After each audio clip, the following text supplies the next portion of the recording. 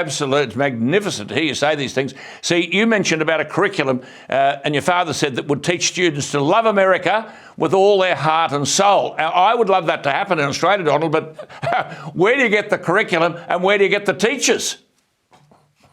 Again, that has to do with leadership. We have to elect leaders that'll actually lead, people who aren't just going to kowtow to the woke mob, to the leftist media, to big tech. It's easy to be a leftist. You have multi-trillion-dollar corporations, whether, again, big tech, social media, mainstream media, literally functioning as your marketing department. It's an entirely other thing to be a conservative when you have the opposite. You have those same trillion-dollar institutions working actively against you and as the marketing department of the other side. That's not easy, but again, what we're actually championing is worth it. That cause is worth it. I think we all have to remain engaged and not be disheartened. Have we made any progress from 2020 when your dad said, he didn't beg any pardons, and I quote him again, students in our universities are inundated with critical race theory. He said this is a Marxist doctrine holding that America, called Australia, is a wicked and racist nation. We're getting all this now. A wicked and racist nation. That even young children are complicit, he said, in oppression, and that our entire society must be radically reformed. How do we avoid this indoctrination, and where do we get politicians with the guts to oppose all this? Well, we got to look long and hard. The answer of the left is everything. It's either, climate change or white supremacy. That's somehow the cause of, again, and solution for all of life's problems. It's absolute nonsense.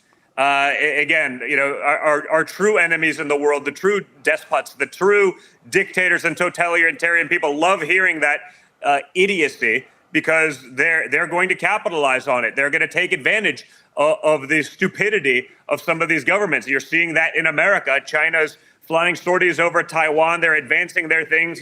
Our woke corporations are allowing child slave labor in, let's just say, less than environmental conditions to harvest their batteries for their, magic elimination of oil and gas. It's nonsense. Just because you're subbing out child slave labor in non-environmental conditions to someone else doesn't mean you're not the hitman, doesn't mean you're not pulling the trigger. And yet they've been able to get away with saying that because there's so few that have the guts to actually call it out because there is that social consequence. So the answer is we must become unafraid to speak up. We must not care what the other side thinks of us and the names that they'll call us. And when we do that, I think logic will prevail. Magnificent. I'll tell you what, there are people viewing us now are saying, please ask him this question, so I will. Listen, we've heard you. Are you a presidential candidate down the track? Your presentation of the problems tonight is outstanding. I'll make it a double-barreled question because my viewers would also love to know, what was it like growing up in a family headed by the powerful Donald Trump? What did you learn from your dad? Well, listen, I think you'll learn a lot.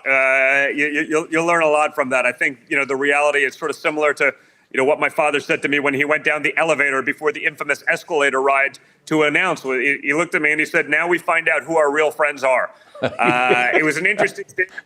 It showed, he understood what was about to happen, how fake so much of these people are, the nonsense and the phoniness of it all. But it also showed that he knew all that and did it anyway. And so I think that instilled an element of resolve that I think we all need. It's one thing to be upset. It's another to step in and do something about it. So I think we all have to develop that, and hopefully learn from that. Is it true that he told the children every week no smoking and no drinking? Oh, yeah, that's true. Yeah, he lost a brother to that. And so he was always very strict about no smoking, no drinking, no drugs before school. He was also very adamant about not trusting anyone, and I think so.